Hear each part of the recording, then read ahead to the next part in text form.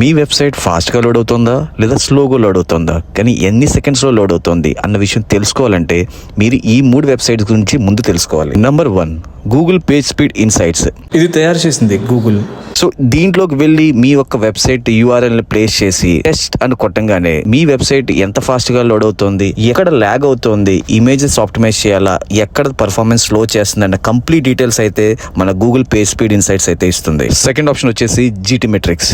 GT metrics మీ యొక్క website ని complete గా అనలైజ్ చేసి పర్ఫార్మెన్స్ ఇష్యూస్, దాని యొక్క డీటెయిల్ రిపోర్ట్స్ అండ్ మీరు ఎక్కడ ల్యాగ్ అవుతున్నారు అనేది స్కోప్ ఆఫ్ ఇంప్రూవ్మెంట్స్ కూడా డీటెయిల్ గా చెప్తుంది.